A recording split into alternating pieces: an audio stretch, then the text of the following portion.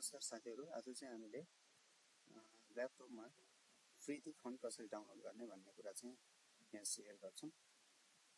भिडियोलाई अन्तिमसम्म हेर्नुभयो भने सायदै तपाईले प्रीति फन्ट डाउनलोड गर्न सिक्नुहुनेछ। अब चाहिँ हामी सिधै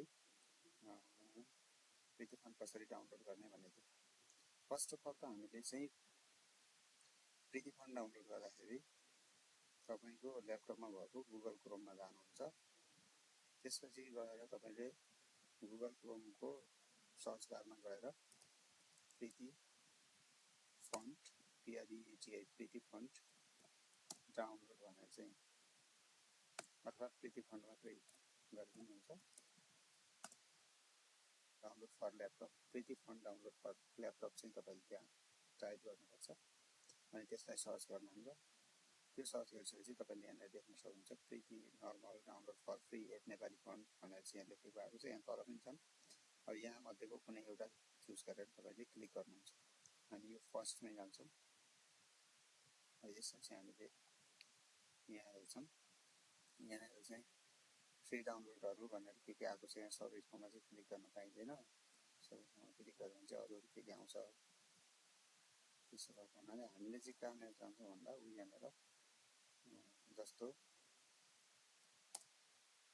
यहाँ चाहिँ डाउनलोड फन्ट लेखेको छ।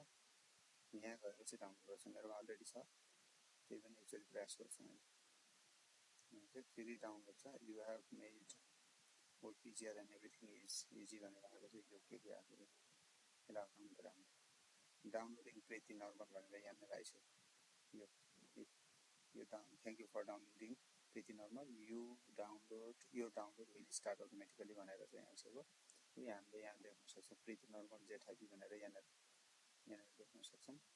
यो प्रीति नर्मल जेठाबी भनेर आइसक्यो।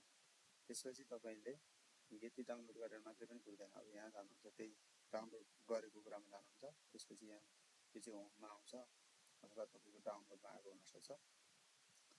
अनि त्यसपछि यहाँ प्रीति नर्मल लेखेको हुन्छ, त्यसमा क्लिक गर्नुहुन्छ। त्यसपछि फेरि यसमा डबल क्लिक गर्नुहुन्छ। यसरी आइसकेको छ। अब यसलाई चाहिँ हामीले इन्स्टल गर्नुपर्ने हुन्छ। यसरी इन्स्टल गर्नुपर्ने हुन्छ। अनि इन्स्टल गर्ने बित्तिकै यहाँ पछाडी इन्स्टलिङ पनि भनेको छ, तर यहाँ मेरो the Preeti font is already install do you want to replace it भनेको छ। मेरो चाहिँ इन्स्टल भइसकेको हुनाले चाहिँ मैले इन्स्टल गरिन। तपाईले यसरी चाहिँ गर्न सक्नुहुन्छ। यहाँ प्रीतिको अक्षरहरु पनि आइसकेको छ। यसरी नै तपाईले आफ्नो ल्यापटपमा चाहिँ पर्सनल कम्प्युटरमा चाहिँ प्रीतिको फन्ट डाउनलोड गर्न सक्नुहुन्छ, जसले गर्दा चाहिँ तपाईलाई सहज हुन्छ।